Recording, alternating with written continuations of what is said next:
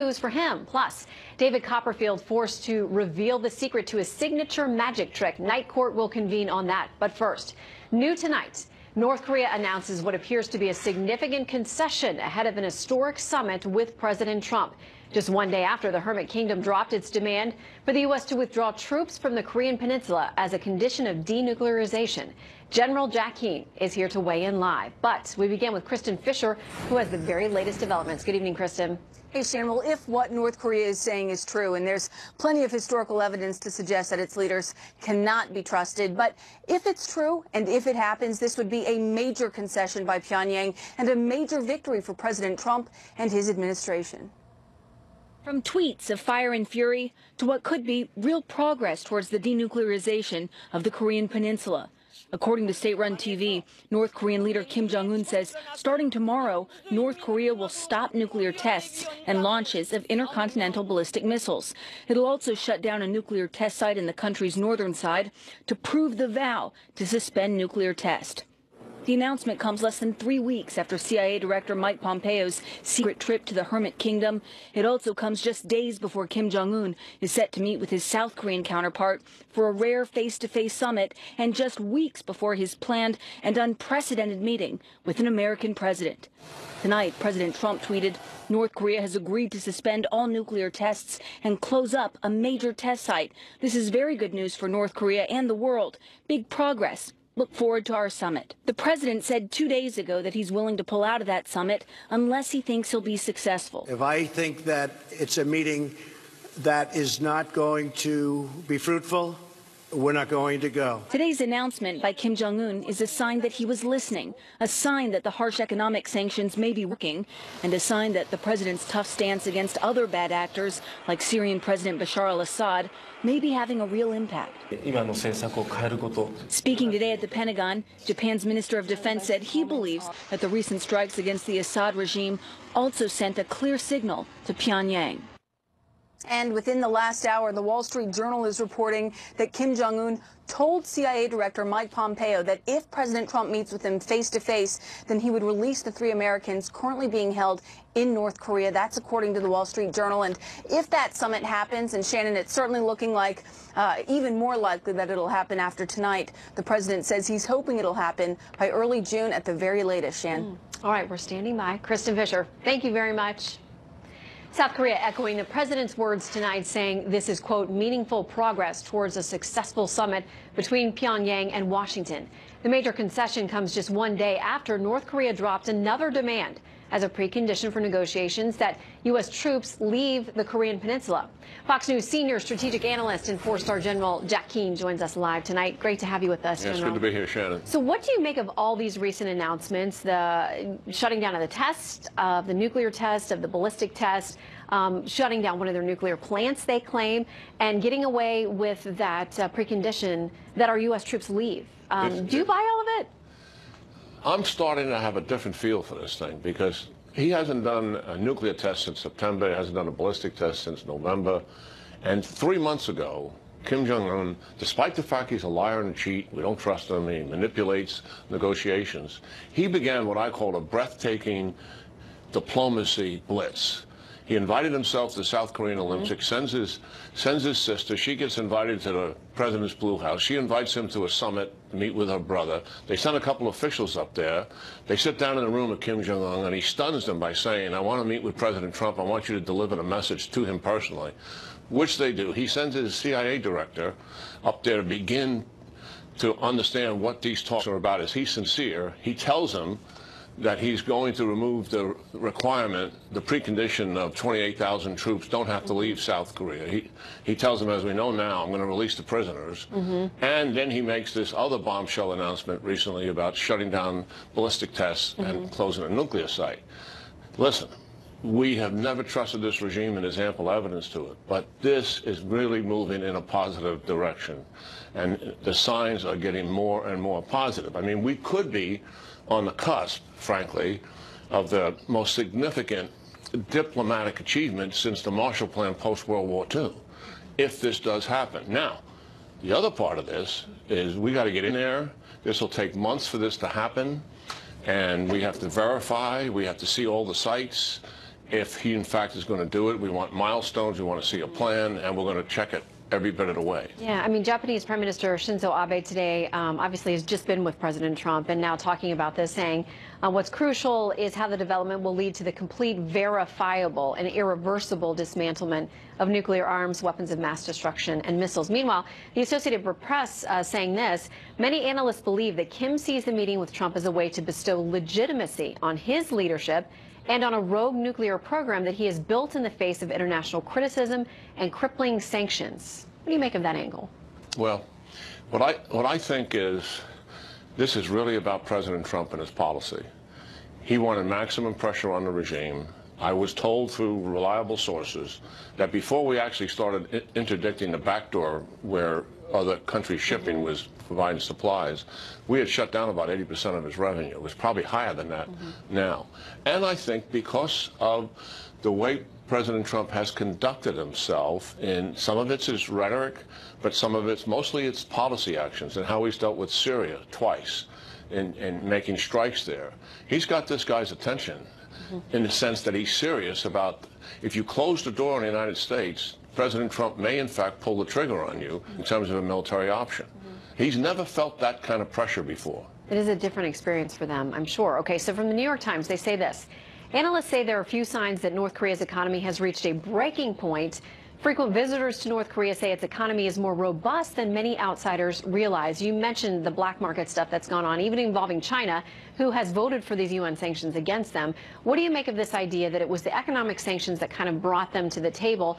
Are they as tough as they appear to be from the outside? Do we have a good assessment on that? Well, the past, he's been willing to break the backs of his people before when there were sanctions imposed on him. He doesn't really care about the suffering of his people. I think the other thing that's a factor here that's not in the New York Times article is China. I mean, China, you see what President Xi's ambitions are. He's unveiled them all. He wants to replace the United States as preeminent world power. He wants to dominate and control the entire Indo-Pacific region. He's conducting major economic warfare. This business with North Korea is an absolute distraction and an impediment and an obstacle to what he's trying to do. And it's got Trump's attention to a point where it frustrates, I'm sure, President Xi. So I think that meeting in China that Kim Jong-un had with him, his first meeting with a foreign leader, was also the beginning of change. Yeah, okay. Well, they've made a lot of very public pronouncements now. We wait and we watch. As someone famously said, trust but verify. Yeah, you got it. General Keane, great to have you with us. That's great talking to you, Shannon. Thank you so much. All right, the Democratic National Committee filing a far-reaching lawsuit against the Trump campaign, Russian officials, and WikiLeaks, accusing them of conspiring to interfere with the 2016 presidential election. Tonight, the Trump campaign says, bring it on, and warns Democrats they may have made a huge mistake. Garrett Tenney is here to break it all down for us. Good evening, Garrett. Shannon, good evening. The DNC claims this has nothing to do with politics. In fact, they explicitly said this isn't partisan, it's patriotic. They are now seeking millions of dollars in damages over allegations that the Russian government, the Trump campaign, and WikiLeaks engaged in a vast conspiracy to help Donald Trump win the election.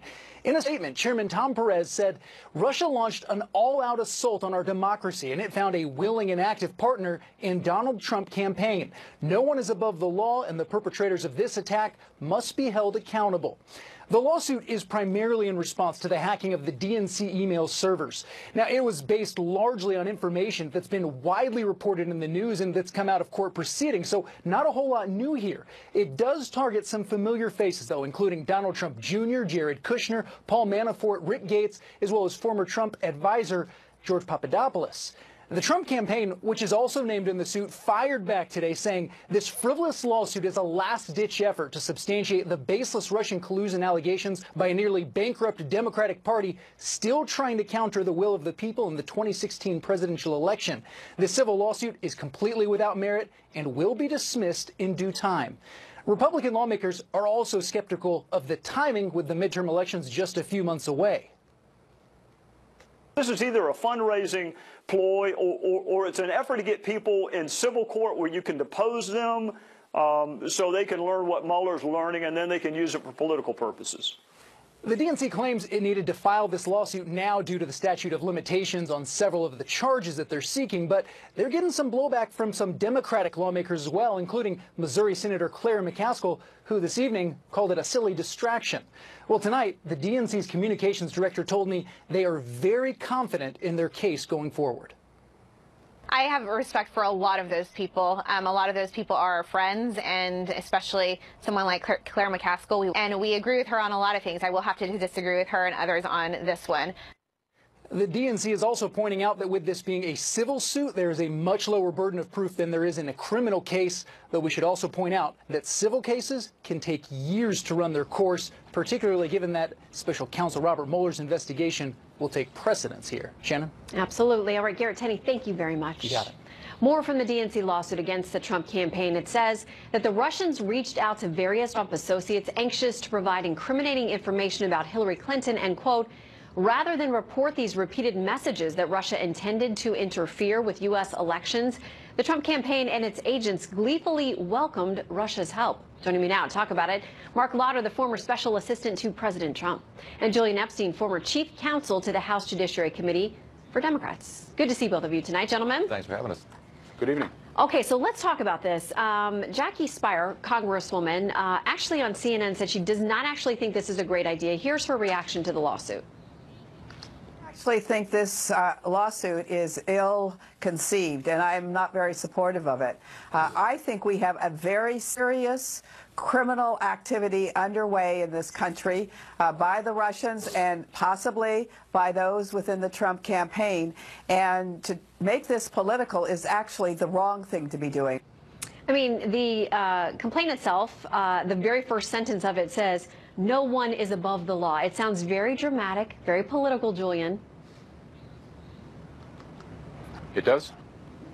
So what's your reaction? Are you asking worried? Yeah, I mean, you know, folks like, it sounds like even Democrats are worried this is going to be seen as just a political partisan attack rather than letting the serious Russia investigations play out in the meantime.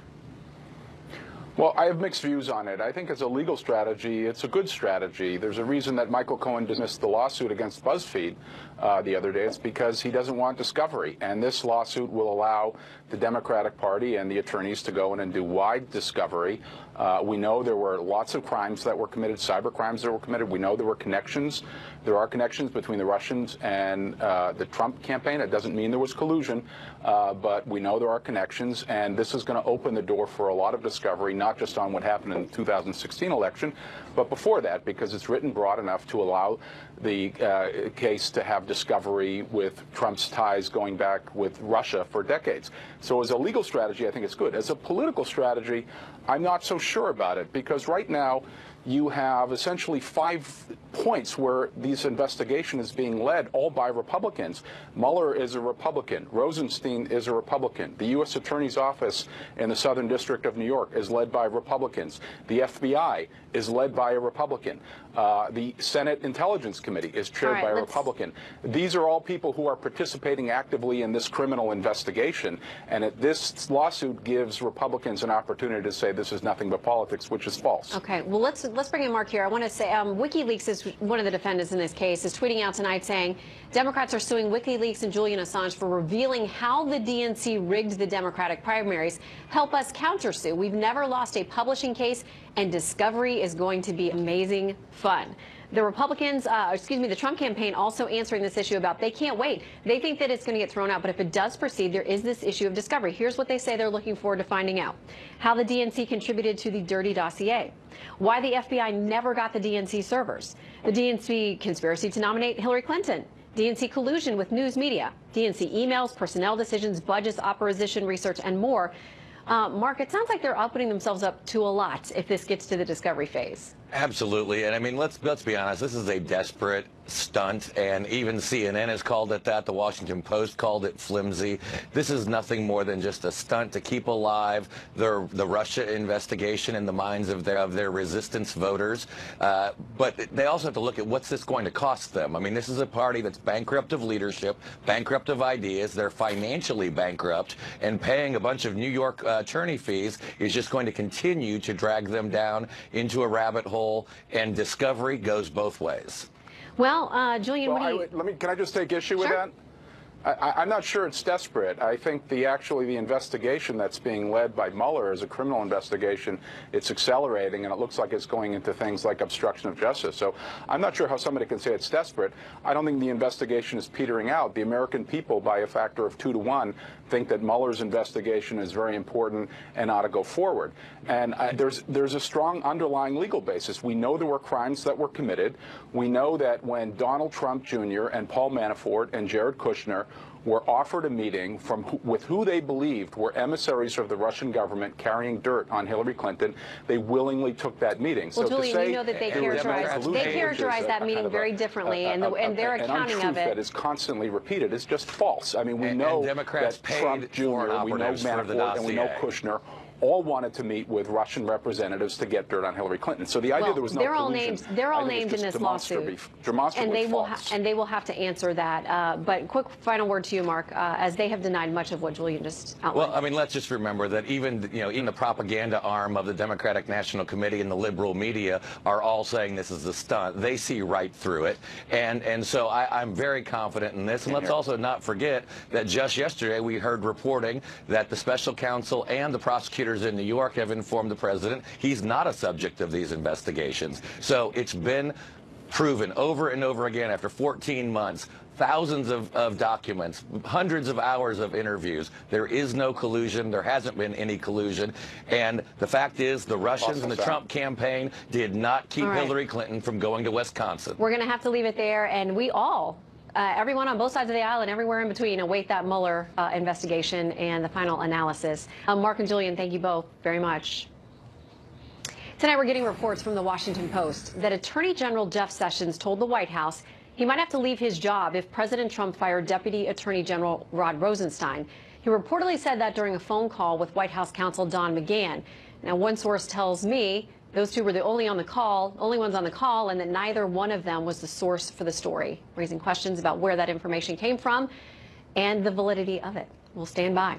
Well, are the newly released Comey memos sparking an Inspector General investigation into the former FBI director himself?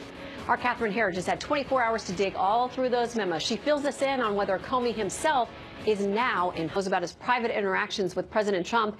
There are now reports the Justice Department Inspector General is investigating whether Comey himself mishandled classified information. Fox News Chief Intelligence Correspondent Catherine Herridge has details. Catherine? Shannon, Fox News confirms that the Justice Department's internal watchdog, the Inspector General, is investigating Comey's memos, including whether classified information was mishandled and shared outside the Bureau with individuals who did not have a need to know. On the Comey memos, the president's supporters say there is strong evidence President Trump wanted the Russia claims investigated. Comey writes the president said that if there was some satellite, Comey noted, I took this to mean some associate of his or his campaign that did something wrong, it would be good to find out. But that he hadn't done anything and hoped I would find a way to get out that we weren't investigating him. The president's critics point to a January 2017 memo that documented a private dinner a week after the inauguration and discussion of a loyalty pledge. Comey writes, he replied that he needed loyalty and expected loyalty. I did not reply or even nod or change my facial expression. We came back to it later. I replied that he would always get honesty from me. Trump paused and said, that's what he wants, honest loyalty. I replied, you will get that from me. Of the 15 pages, 8 contain classified information at the secret, which is highly sensitive, or confidential level. And that seems to be at odds with Comey's congressional testimony after he was fired by the president. My thinking was if I write it in such a way that I don't include anything that would trigger a classification, that'll make it easier for us to discuss within the FBI and the government and to hold on to it in a way that makes it accessible to us. The first memo Comey wrote in January 2017 states clearly that he knew his conversations with the president were sensitive and not public information. I am not sure of the proper classification here, he wrote, so I've chosen sensitive. Please let me know if it should be higher or lower than that. In a separate development, fired FBI Deputy Director Andrew McCabe, who is facing his own legal problems, said through his attorney he was upset and disappointed with Comey's comments that he might be called as a witness if McCabe is prosecuted. Shannon? Catherine Herridge, thank you very much. Well, fired FBI Director James Comey has said Hillary Clinton and her staff were extremely careless in their handling of very sensitive, highly classified information. So it appears that Comey will soon have to answer questions about whether he did the very same thing. Tonight's panel, the former minority leader of the Ohio State Senate, Capri Cafaro, and Vince Colanese, editorial director for the Daily Caller. Great to have you here tonight. Absolutely. And we have a fresh tweet from the White House for you guys. So, okay, the president's saying today, oh, wait a minute, there's even a newer one. Let's see what he says. First of all, he says this about James Comey. He says he illegally leaked classified documents to the press in order to generate a special counsel, ? Therefore, the special counsel was established based on an illegal act. Really, does everybody know what that means? I'll start with you, Vince. Well, I think it's a big deal, and the fact that the Inspector General is looking into this suggests this is a much bigger deal than anybody realized up till this moment. Seeing these documents released here, Catherine Harris just mentioned that James Comey had some recognition at the very beginning that he was talking about information that was considered to be sensitive, that he was trying to determine what the appropriate classification level is, suggests that he knows the content of those documents. There's actual intent here. He knew that it needed to be classified, and then he's providing it to a professor who disseminates it to the New York Times. This is different than the Hillary situation because they were never able to quite find the email suggesting that they were talking about how to hide the classifications. In his case, he kind of signals his intent. Well, and tonight, Congressman Trey Gowdy, who chairs the House Oversight Committee, was asked by Bret Baier on Special Report, well, do you think Comey's going to get in trouble for doing this after what he said about Hillary Clinton? Here's what Gowdy said. But if they did, he would have broken the law. Not by the standard he set in the summer of 2016. God knows how hard it would be to win that case. Remember, he ignored the statute that said grossly negligent. He now has a requirement. It has to be intentional, and you have to do it to harm the United States. So under the standard he set in the summer of 2016 with Secretary Clinton, I don't think Jesus could win that case. So Capri, maybe he's not in trouble. Look, I think that there are a lot of very serious questions here that need to be answered. One of the things that really, made me question was going through the Comey memo earlier today where, he basically says, look, I'm not really sure how I'm supposed to classify this, so I'm just going to say secret, which we saw in the package as well. Well, you're the head of the FBI. How do you not know? And then he was going back and forth in between different kinds of classifications. So there certainly is, I think, reason for the Inspector General to follow through on this, because if there was intent to specifically leak, that is an issue. And so here's my, I guess, beef with this entire situation. The American people want Washington to govern. Right now, we're running around chasing our tails, caring about all these intricacies, about 9 million investigations going on, which, frankly, I can't even keep up with. And so I think the best thing for all of these investigations, whether it is the investigation into Russian interference into our election or this issue with the Inspector General, Democrats and Republicans alike, let's take politics out of this whole situation. Let's let the investigations happen outside of the court of public opinion, wait for the facts to come forward, and then make our decisions. That would be possible? No. That's what needs to happen. That would be much easier to do if we had complete confidence in our investigators, though. And that's actually what's at the center of so much of this. James Comey's memo comes out. It says just that James Clapper told him to brief the president-elect, Donald Trump, on the dossier, and that was used as a pretext to go to CNN and say, hey, it's totally fine. Okay. It's out Can in the I news quickly now. go back to the tweet? Quick on the tweet. I think that President Trump setting this up to basically say that the special counsel is essentially invalidated. I would say look to this to be Rudy Giuliani's big argument as the fixer in this case now that he's part of it. Newest member of the legal team. All right, Vincent Capri, thank you very much. And you're welcome to stay for the dance party at midnight. Thank you. Can't wait. Party time. Thank you very much for being with us tonight, guys. We'll see you again soon. On this date, in 1999, 13 people were shot to death at Columbine High School in Colorado. 19 years later, the debate about how best to keep our children safe in school, that still rages on. And a little bit later, we convene 92-year-old Mrs. Bush, who passed away Tuesday, goes until about midnight local time. The funeral service will be tomorrow. Senior political correspondent Mike Emanuel joins us live from the church tonight. Mike?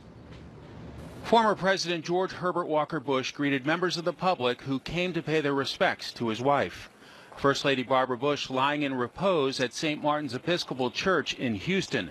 Some of the many who turned out say they felt a special connection to Mrs. Bush. Wherever she planted her roots, she bloomed and blossomed things around in and around her, and she was an inspiration. She loved our country. She gave so much. She helped so many people. Those who knew her well remembered her too. She said, every day we should try to schedule something that helps others. Tomorrow's funeral is expected to include 1,500 invited guests, including 4 former presidents and First Lady Melania Trump.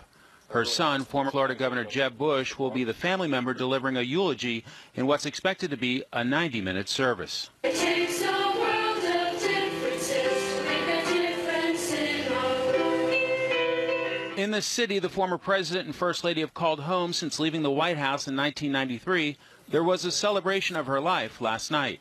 President Bush sent a letter to be read talking about what it meant to them to have the Houston Astros win the World Series, and he asked his wife for help from above for Houston's basketball team. We just need the Rockets to give our great city another world champion. Barr, they maybe could use a little help here. What do you think? Last night in Dallas, rock star and philanthropist Bono paid tribute to Mrs. Bush alongside President George W. Bush. Bono reflected that at a time when most people were afraid, Mrs. Bush embraced those with HIV/AIDS, which gave way to a global fight against the epidemic. When Barbara Bush hugged that child, stigma was a killer. I was thinking today, Barbara Bush, mother of PEPFAR. We're told the decision by former President Bush and his daughter Doro to greet well-wishers was totally spontaneous. It gave them an opportunity to shake hands and thank people for coming out. And it also provided an opportunity for the people to express their condolences directly to the Bush family. Shannon? Mike Emanuel, thank you so much. Well, with just 3 weeks to go until the nuclear deal is up for recertification, senior administration officials tell Fox News that President Trump is undecided on his next move. Jillian Turner has details tonight. The Iran deal was one of the worst and most one-sided transactions the United States has ever entered into. President Trump has long lamented the bad terms and unfairness of the Iran nuclear deal, insisting since even before his election he planned to scrap it as soon as possible. But now, recent events may have him thinking twice about pulling the U.S. out.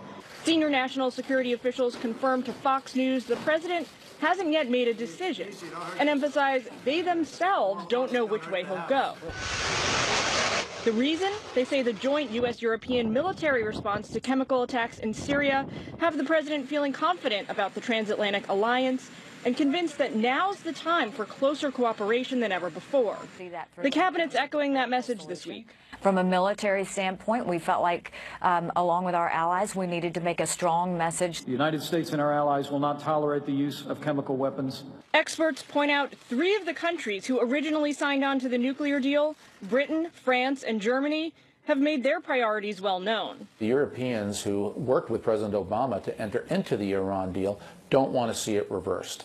They historically have acquiesced to these type of pressure points around the world, whether it was in the Arab world or now in the Persian world. Visits to Washington next week by French President Macron and German Chancellor Merkel provide the Europeans a final chance to convince the president to stay on board. But no matter how persuasive they are, President Trump's got other major considerations as well. He will likely get praise from his European counterparts if he stays in the agreement, but he's not elected by his European counterparts, nor did they make the campaign promises that Donald Trump made.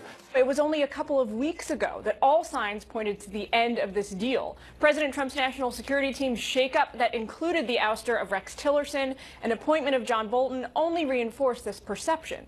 But now it seems the president's hitting pause and rethinking his options. Shannon? Jillian, thank you very much. Well, a proposal to give extra money to schools that replace armed guards with unarmed therapists is gaining support among Democrats in Illinois. The plan would allow schools to apply for an optional grant if they spend money on mental health services and social workers instead of armed law enforcement officials. Well, David Copperfield has broken the magician's code, but it's not the contempt of his fellow illusionist that Copperfield has to worry about. It is legal liability. Night court is on deck. Plus, is the head of the State Department division that oversees U.S. adoptions of international children purposely trying to stop them? We'll bring you the facts, let you decide for yourself. Look at David Copperfield's disappearing act. He's been forced to reveal the secrets behind the trick as part of a trial involving an audience participant who says he was hurt during the illusion. Trace Gallagher's got our story. Trace? Shannon, the British man who filed the lawsuit is 58-year-old Gavin Cox. He's a former chef at a well-known London club that once hosted the Queen Mother. It was during a birthday trip to Vegas in 2013 where Mr. Cox attended the David Copperfield show at the MGM Grand Hotel. Cox was among the audience members selected for Lucky 13. That's a famous Copperfield illusion where 13 audience members appear to vanish. Except now we know that when the big curtain comes down, stagehands replace the audience members in the chairs on stage, and the Lucky 13 are taken out a back door and led through the bowels of the MGM Grand. They go down alleys, around corners, even through a kitchen until, voila, they magically appear in the back of the theater. But Gavin Cox claims during that secret trip, he fell, dislocated his shoulder, and hit his head. He says the hotel was under construction at the time and he tripped over debris. The hotel and the show say the pathway was clear, but on the witness stand, the show's executive producer did acknowledge that participants are told nothing. My question was, no time are they told what they have to do or where they're going before they start this illusion? Before they said no. David Copperfield refused to accept responsibility, testifying in a very soft voice that he'd gone down the path 10 minutes earlier and it was clear. Then he was asked if an audience member participates and gets hurt, is it their fault? Watch. If there was a piece of debris in the middle of the way, if we were forced to do it, if there's all these hypothetical things, then of course it would be the fault. Yes. Mr. Cox, who claims he suffered a long-term brain injury, is seeking about $400,000 for medical bills and lost income. The civil trial continues, but if lawyers start probing into the secrets of other tricks, the judge says he will close the courtroom. Shannon. All right, Trace Gallagher, thank you very much. So let's take this to night court. Our legal eagles are here to argue both sides of this case. Ken Klukowski is senior counsel for First Liberty Institute, and Eric Guster is a criminal defense attorney. Welcome, gentlemen. Thanks, Shannon. Thank you. Okay, so a couple of things here. The night of the fall, the show's executive producer says the plaintiff in this case told him he had not been seriously injured. Copperfield says that he walked the same path shortly before all these participants did, and he didn't see any potential hazards along the path. If he would have let them know. So with that in mind, the plaintiff's lawyers have said this. Cox's lawyers have called the performance an accident waiting to happen. At the time of the fall, parts of the MGM Grand were under renovation and a dumpster had been placed on the route volunteers used to leave the stage. Morelli said during opening arguments last week. Ken, an accident waiting to happen. Well, that's surprising, Shannon, because according to court representation so far, Mr. Copperfield has done this hundreds or even thousands of times, and this is the first instance, at least that we know of publicly, where someone's gotten hurt. So the reality is, I mean, you're a lawyer, you know, I mean, the basic elements of negligence are that, among other things, if you have a reasonable duty of care to someone, you have to breach that duty, and then that breach has to directly cause the injury of the person who's actually suing. So I don't see how a trick that's been done hundreds or thousands of times, where unfortunately someone happened to have a fall this time, how that necessarily means that David Copperfield or his organization or whoever else is actually negligent. The reality is that sometimes people just get hurt. Sometimes accidents happen. And my understanding was that this was a situation where they would ask for volunteers in the audience, and that at times Copperfield would even make jokes that you could get bumped and bruised in this. So these are people who willingly came and wanted to be a part of this thing on stage. To the other side, they said 10 minutes before Cox, the plaintiff here, went down, Copperfield had walked through that same area as part of another illusion that did not involve audience participation. Said Copperfield would have notified staff if he had noticed any problem in the route. Eric. Copperfield walks that route all the time, so that is not necessarily defense. It's very clever for them to try to assert that as defense because he's walked down this aisle, he didn't see anything. Of course not. This is his place of residence almost, where he lives and works all the time, so he knows this route, he knows the nooks and crannies. But now you put an audience member in this situation where that person does not know where he's going, does not know the rights and the lefts, and that is how the man got hurt. Now, they also said that he did not say that he was hurt at the time. However, with traumatic brain injuries, people often don't know. It's just like concussions for football players. They don't know they're hurt until they're examined, and that's not quite a... I think he should have been forced to reveal the secrets of this in open court, because they tried to keep the hearing closed. So just yes or no, do you think that this should have been open to the public? Eric, you first, then Ken. Everyone knows it's a trick. So how he did it really doesn't matter. If you think that magic is real, then I have a Brooklyn Bridge to sell you for $100. Oh, no, Ken, we want to believe in some kind of magic. Well, that's right. I mean, this is entertainment. People pay for it. It's economically valuable. I mean, the judge may have to know, a jury might have to know, but the public didn't have to know this. Well, we're going to see how this turns out. In the meantime, excellent arguments on both sides. We now put it to our jury at home. Just tweet us at Shannon Bream, at Fox News Nights, to tell us how you would rule if you were a juror. Ken and Eric, have a great weekend. Thanks so much, Shannon. You too. All right, for more than a decade, the number of international adoptions has dropped precipitously. Tonight, learn more about the Obama-era State Department appointee. Adoption agencies and families claim is actually trying to stop U.S. families from completing international adoptions. You'll hear from them next. Overseas adoptions by Americans have seen a near 80% decrease in the past 9 years alone. In 2017, there was a 12% drop. Is our own State Department making it tougher? Daniel Nurbas of Nightlight Christian Adoptions and Larry Provost, a columnist with townhall.com, have been digging into this, and they both join us live tonight. Great to have you, gentlemen. Good to be here, Shannon.